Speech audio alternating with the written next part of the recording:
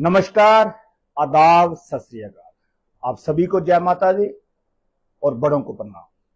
मैं अनिल शर्मा जुड़ चुके हैं आपके साथ लाइव प्रोग्राम, जो कि शाम को 9 बजे रोजाना इसी पेज पे हम लोग लाइव होते हैं और किसी ना किसी नए टॉपिक को लेके, और टॉपिक भी ऐसा जो सीधा लोगों के साथ जुड़ा हो, जो सीधा नौजवानों के साथ जुड़ा हो, जो सीधा स्टूडेंट के साथ जुड़ा है। आज का जो टॉपिक है, आपने कैप्शन पढ़ ही ली होगी कि हमारे ब्लॉक डंसाल के अंदर नगरोटा विधानसभा में ब्लॉक डंसाल, तहसील डंसाल कि एजुकेशन, सरकारी स्कूलों में जो एजुकेशन, तालीम, शिक्षा जो बच्चे हासिल कर रहे हैं, उसी के ऊपर आज का टॉपिक है, आज का एपिसोड है।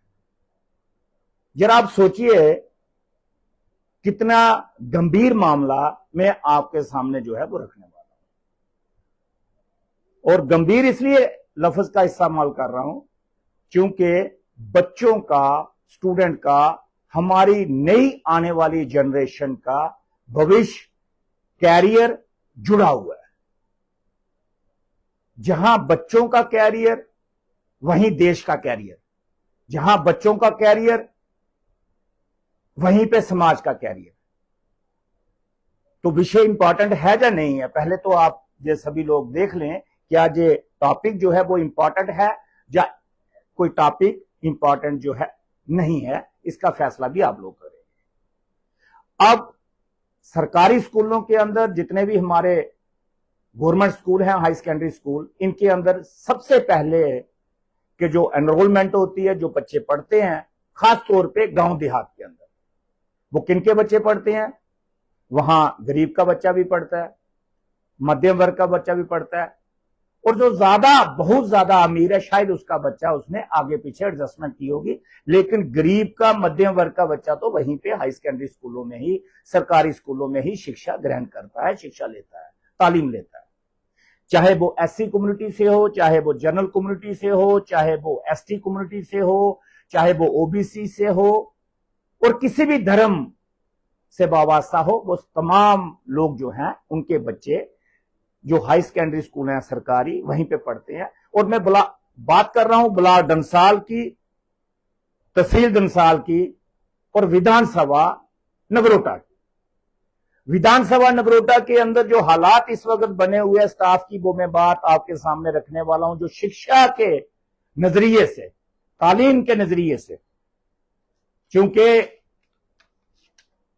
आपको पता ही है कि हमारे बच्चे अगर शिक्षित होंगे, एजुकेटेड होंगे, पढ़े लिखे होंगे, तो आगे समाज आने वाला जो है वो अच्छा आएगा, और समाज अच्छा होगा तो हमारा ब्लॉक का भविष्य जो है वो अच्छा होगा, ब्लॉक का भविष्य अच्छा होगा तो जिले का अच्छा होगा, जिले का अच्छा होगा तो रियासत का, यूनियन टेरिटरी का अच्छा होगा, और रियासत यूनियन टेरिटरी का अच्छा होगा तो देश का अच्छा होगा।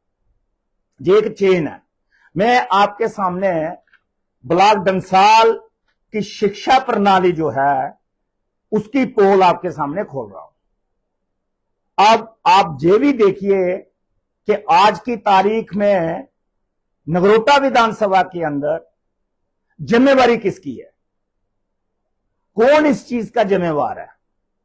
नया सेशन शुरू हो चुका है।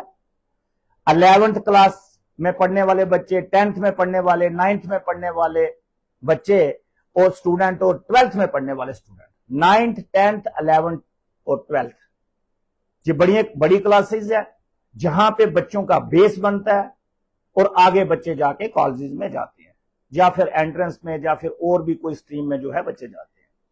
अब जहां की हालत में आपके सामने रखने वाला हूं, सरकार दावे करती है, जम्मू कश्मीर की भी और गवर्नमेंट ऑफ इंडिया की भी दावे करती है कि जम्मू कश्मीर के अंदर बहुत बेहतरीन क्वालिटी एजुकेशन जो है वो बच्चों को मिल रही है।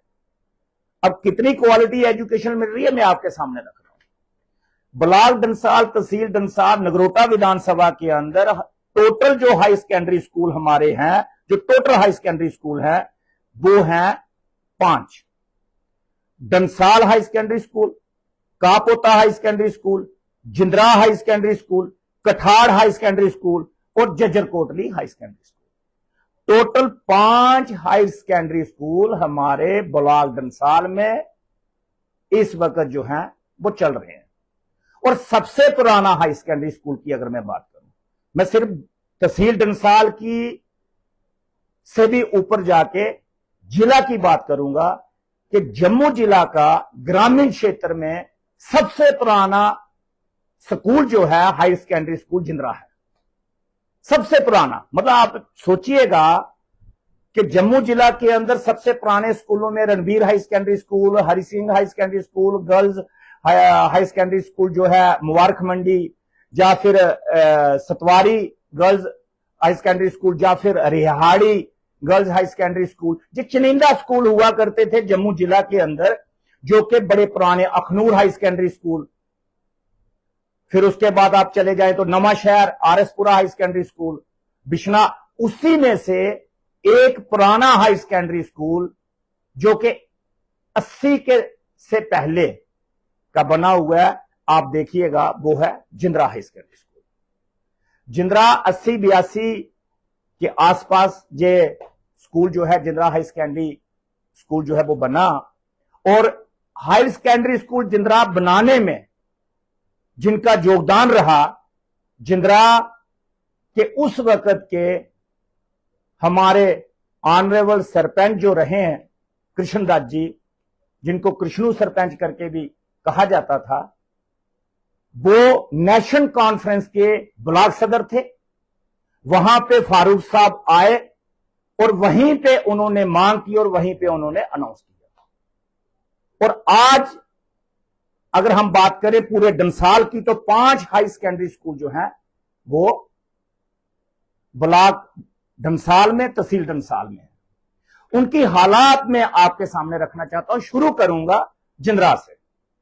जिंद्रा से इसलिए शुरू करूंगा कि सबसे पुराना हाई सेकेंडरी स्कूल है, जिसकी पोजीशन ज्यादा अच्छी होनी चाहिए थी, क्वालिटी एजुकेशन ज्यादा अच्छी होनी चाहिए थी। आज उसकी हालत क्या है, जहां टोटल पोस्टें 15 पोस्टें वेकेंट है, 15 पोस्टें जो हैं, 15 पोस्टें, आप ध्यान से सुनिए जरा।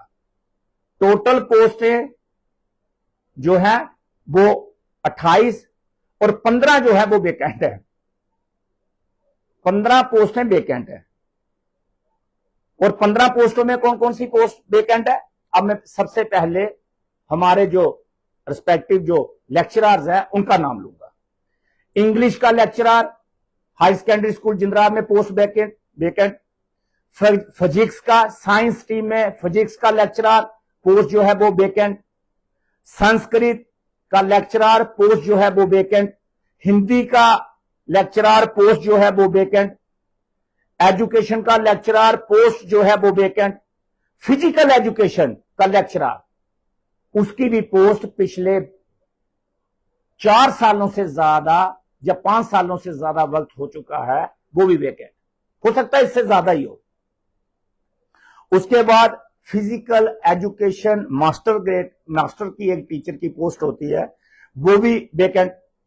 फिर एक टीचर की पोस्ट जो है वो वेकेंट। सीनियर असिस्टेंट होता है हर एक हाई सेकेंडरी स्कूल के अंदर, वो post vacant. Junior lab assistant होता है, उसकी पोस्ट वेकेंट। लैब असिस्टेंट की पोस्ट वेकेंट। और लैब का जो बैरियर होता है उसकी भी पोस्ट जो है वो वेकेंट। और एमटीएस एक पोस्ट है, वो भी वेकेंट। कुल मिला के 15 पोस्टें जो है वो खाली हैं, खाली जिंद्रा हाई सेकेंडरी स्कूल। और मैं तो दाद देता हूं अपने वहां के बच्चों को कि जो फिर भी स्कूल की इज्जत रखते हैं, रिजल्ट अच्छा आता है 12th में 10th में थोड़ा बहुत जितना भी, लेकिन ये हालात है, अब सेशन की शुरुआत हो रही है, इस सेशन की शुरुआत में ही आप देखिएगा कि कितनी पोस्टें जो है वो वेकेंट है।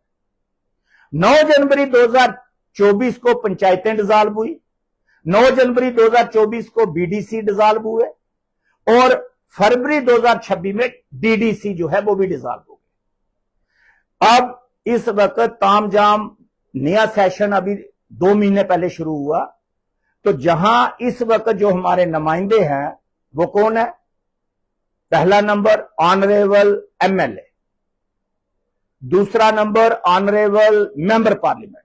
ये हमारे नुमाइंदे इस वक्त है जिनको देखना है कि हमारे इलाका जात के अंदर कितनी पोस्टें खाली हैं। और फिर एक मजेदार बात, ब्लॉक डंसाल से ही, तहसील डंसाल से ही हमारे ऑनरेबल आदरणीय माननीय सम्माननीय सांसद साहब जो हैं वो भी हमारे डंसाल से हैं, पोस्टें फिर भी खाली। 2 बार के एमएलए, 3 बार तीसरी मर्तबा के मेंबर पार्लियामेंट। ये हालत है स्कूल की। अब मैं उस स्कूल पे जा रहा हूं जहां से वाबस्ता हमारे ऑनरेबल मेंबर पार्लियामेंट, उनके घर से बिल्कुल 200-500 मीटर दूर Kathar high secondary school. Kathar high secondary school की भी हालत सेम वैसी ही है। कठाड़ हाई सेकेंडरी स्कूल की भी अगर आप लोग देखेंगे, वहां बच्चे, स्टूडेंट जो हैं वो ठीक है, एनरोलमेंट ठीक है, लेकिन स्टाफ वहां पे भी नहीं है। लेक्चरार की पोस्टें खाली, मास्टर ग्रेड की पोस्टें खाली, टीचरों की पोस्टें खाली, और जैसे लाइब्रेरी जो असिस्टेंट जो हैं, सीनियर असिस्टेंट, उनकी पोस्टें भी खाली। इवन के वहां पे तो ये सुनने में जो आया है कि पानी पिलाने के लिए 4th क्लास की जो पोस्टें हैं वो भी वैकेंट है। वहां पे पानी पिलाने के लिए भी हमारे जो उस्ताद है, वहां पे टीचर साहबान है, वो भी खुद ही वहां पे पानी पीते हैं। मतलब ये हालत है honourable member parliament Jugal Kishore Sharma साहब के अपने गांव की।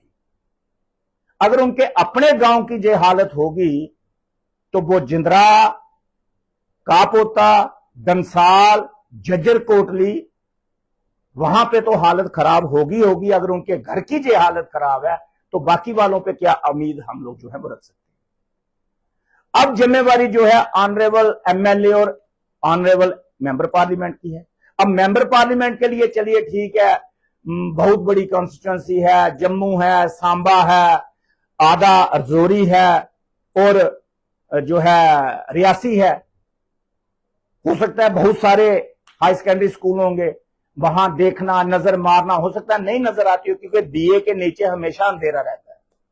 जो दिया होता है वो लोगों को, बाकी वालों को रोशनी देता है, लेकिन जहां पे होता है उसके नीचे अंधेरा ही होता है।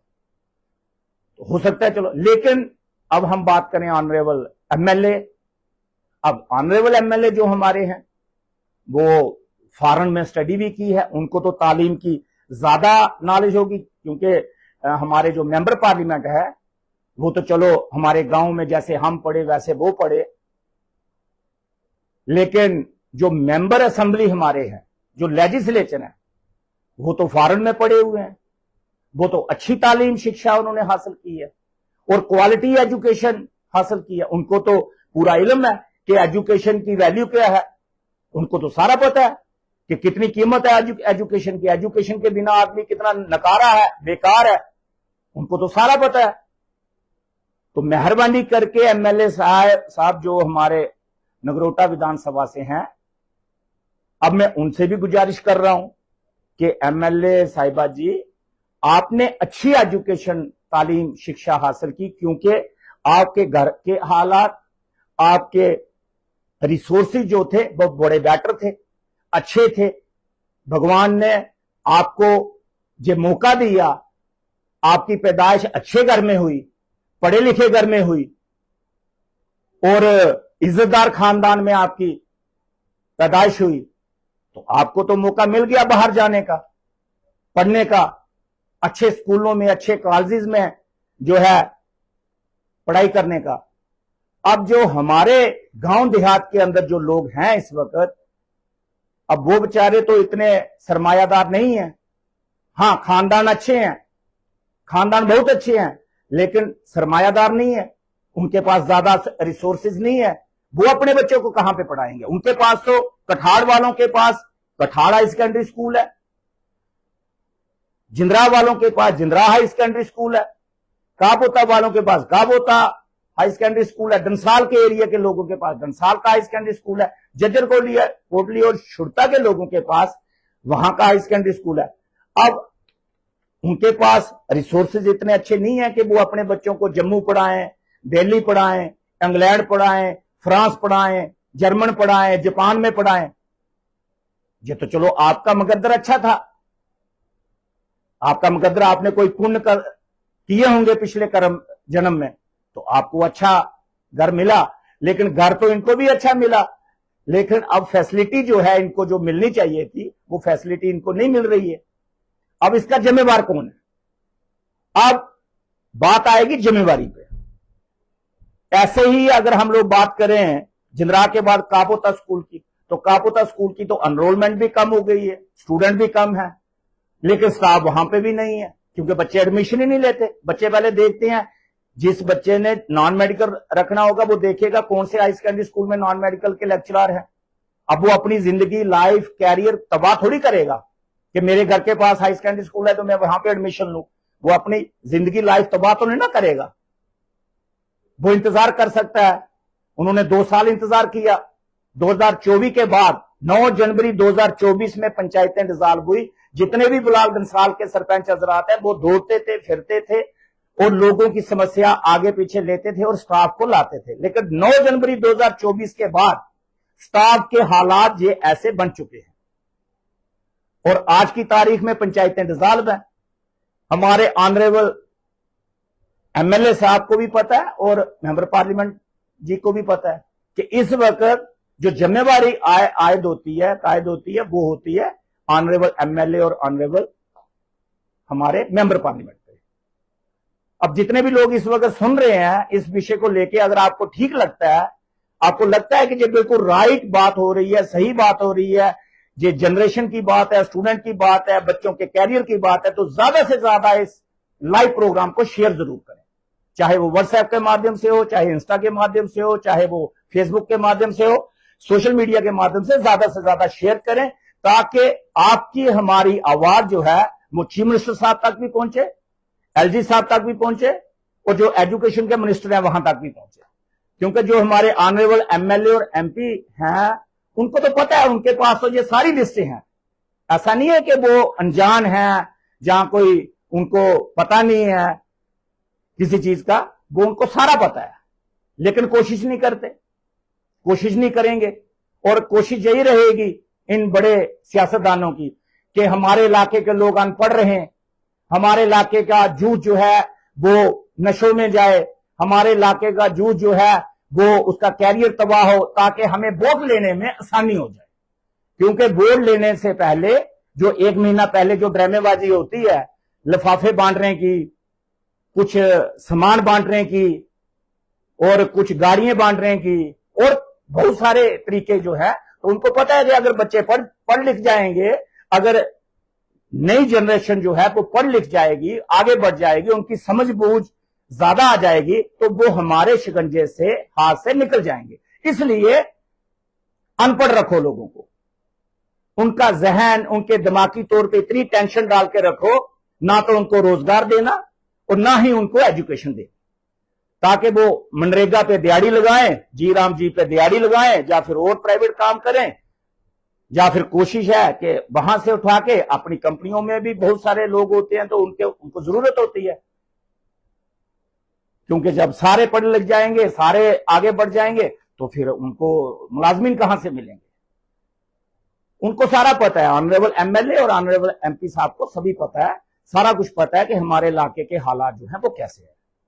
मैं, आप जो शेयर करेंगे, आप जो बात आगे करेंगे, मैं बात पहुंचाना चाहता हूं चीफ मिनिस्टर तक और ऑनरेबल हमारे एलजी साहब तक, ऑनरेबल हमारे चीफ मिनिस्टर और डिप्टी सीएम और हमारे जो शिक्षा मंत्री हैं उन तक पहुंचाना चाहता हूं, और हमारे वर्दी प्रिंसिपल सेक्रेटरी जो एजुकेशन डिपार्टमेंट से, स्कूल एजुकेशन से वाबस्ता है, वहां तक पहुंचाना चाहता हूं कि आप तो आईएएस ऑफिसर बनके, आप तो इस वक्त प्रिंसिपल सेक्रेटरी या कमीशन सेक्रेटरी है, आपने आईएएस कैडर किया, मेहनत की, आप बन गए, लेकिन हमारे गांव देहात के बच्चे जो है उनके हालात क्या हैं, कभी आपने सोचा? गांव के लोगों के बारे में कभी आपने सोचा? जो हम लोगों का टैक्स पेयर मनी है, उसी से आपको तनख्वाह मिलती है, उसी से आपके घर में नौकर है, उसी से आपको सरकारी गाड़ी मिली है, उसी से आपको एक प्रोटोकॉल मिला है, उसी से आपको पोजीशन मिली है। अब जिस जनता की वजह से सब कुछ मिला है, नेताओं को भी और ब्यूरोक्रेसी को भी, अब ये दोनों मिलके उन्हीं लोगों को जो है, उन्हीं लोगों की जनरेशन को, उन्हीं लोगों के बच्चों को, स्टूडेंट की शिक्षा जो है, तालीम, वो नहीं दे रहे हैं। आगे मैं स्कूल की बात करूंगा। दंसाल, कापोता, जज्जर कोटली में भी 200 से 250 के करीब करीब एनरोलमेंट है, लेकिन स्टूडेंट भी, लेक्चरर वहां पे भी खाली हैं पोस्टें, मास्टर की पोस्टें खाली हैं, टीचरों की पोस्टें खाली हैं। वो तो बिल्कुल नेशनल हाईवे पे है, वहां तो जम्मू से भी टीचर आ सकते हैं, वहां से भी टीचर आ सकते हैं। और अगर हम बात करें अपने ब्लॉक डंसाल और तहसील डंसाल की, आज मैं सिर्फ विषय रखूंगा डंसाल तहसील और ब्लॉक डंसाल की। कल विषय रखूंगा नगरोटा ब्लॉक का। अब एक भाई साहब जहां पे कमेंट कर रहे हैं, संजय खजूरिया जी, वो लिख रहे हैं कि sir Surinsar high secondary school में 20 स्टाफ की कमी है। मुझे पता है सुरिंसर में भी कमी है, आपके कन्ना शड़काल में भी कमी है, नगरोटा में स्टाफ पूरा हो जाता है क्योंकि वहां पे एचआर मिलता है।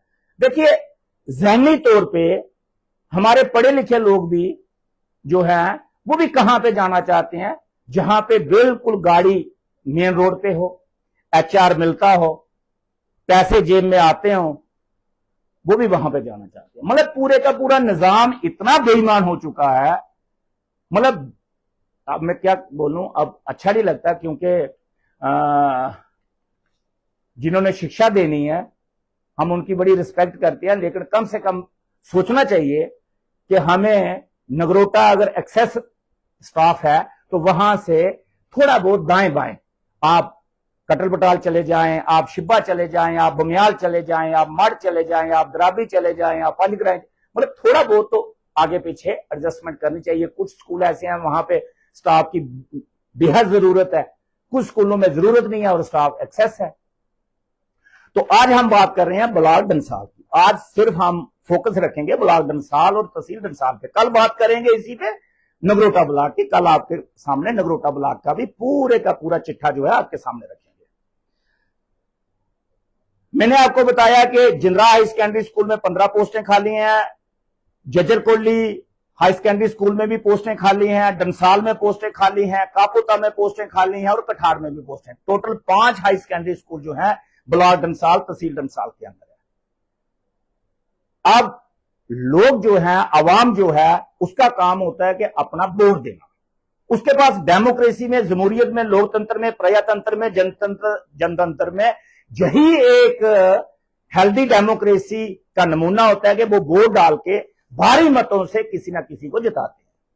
अब जिन लोगों को भारी मतों से जिताया है, हम खैर मकदम करते हैं, इस्तकबाल करते हैं, स्वागत करते हैं लोगों के इस फैसले का, क्योंकि लोगों का फैसला सिर माथे है।